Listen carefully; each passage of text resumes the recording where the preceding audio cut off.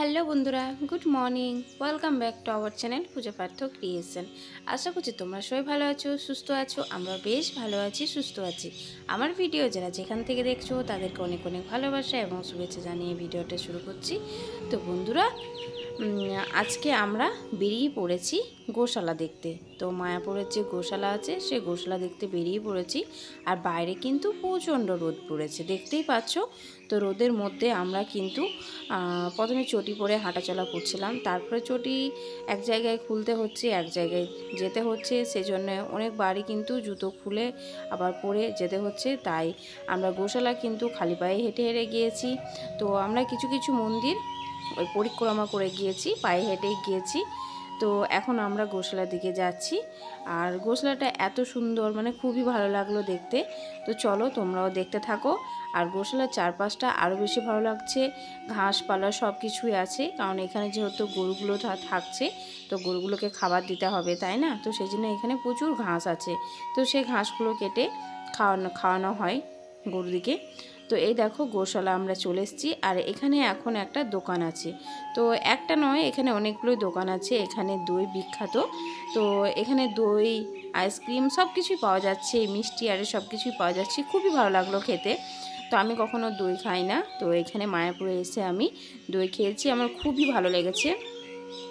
তো চলো এখন আমরা যাচ্ছি, তোমরা দেখতে থাকো ভিডিওটা। তো গোশালায় আমরা ঢুকে পড়েছি। তো চলো তোমরা দেখতে থাকো, আর তোমরা কমেন্টে জানিও যে তোমাদের কেমন লেগেছে। তো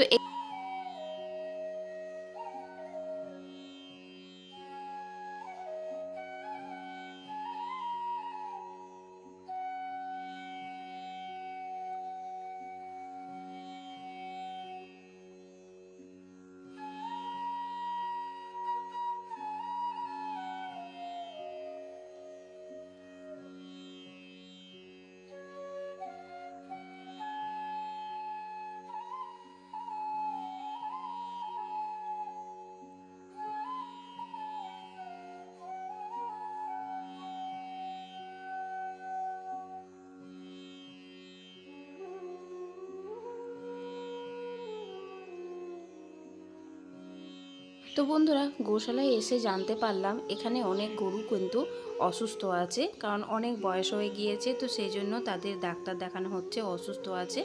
আর এখানে গোশালাটা এত পরিষ্কার পরিচ্ছন্ন আছে, তোমরা দেখে বলো, ফ্যান আরে সব কিছুই লাগানো আছে যাতে গরুগুলোর কষ্ট না হয় সেজন্য।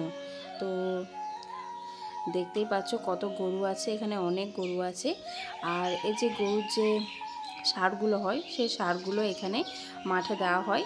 আর এখানে প্রচুর ফসল হয়, যেহেতু এখানে অনেক আশ্রম আছে, আশ্রমে অনেক ভোগ হয়, সেজন্য এখানে প্রচুর ফলের চাষ হয় বা সবজির চাষ হয়। তো সেই সবজিতে সার লাগবে, সেই সারগুলো এখানে দেওয়া হয়।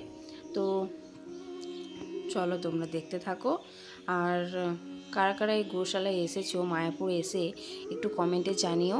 তো আমি তো আগে এসেছি, কিন্তু গোশালায় আসিনি, এই প্রথমবার গোশালায় এলাম, খুবই ভালো লাগলো।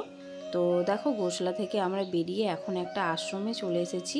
তো এই আশ্রমটা কিন্তু খুবই সুন্দর, গোশালা থেকে অনেকটাই দূরে আশ্রমটা। তো তখন আমরা এখানে গাড়িতে করে এসেছি। তো এখন আশ্রমের পথে আমরা যাচ্ছি, দেখতেই পাচ্ছ রাস্তাটা এত সুন্দর, আর সবুজে ঘেরা, গাছপালা ফুল সব কিছুই দিয়ে ঘেরা।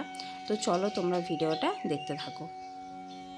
তো দেখো এখন চলে এসেছি পাঠশালায়। তো এখানে ছেলেদের পড়ানো হয় পাঠশালায়। তো দেখতেই পাচ্ছ এখানে একটা করে চেয়ার বেঞ্চ পাতা আছে, আর সামনে একটা বড় মতন বোর্ডও আছে। আর কত সুন্দরভাবে দেখো জায়গাটা করেছে, এখানে ফ্যানও দেওয়া আছে, গরম লাগবে তাহলে হাওয়ার জন্য। তো আমরা একটু ভালো করে ঘুরে দেখে নিলাম, আর সবাই আছে দেখো এখানে।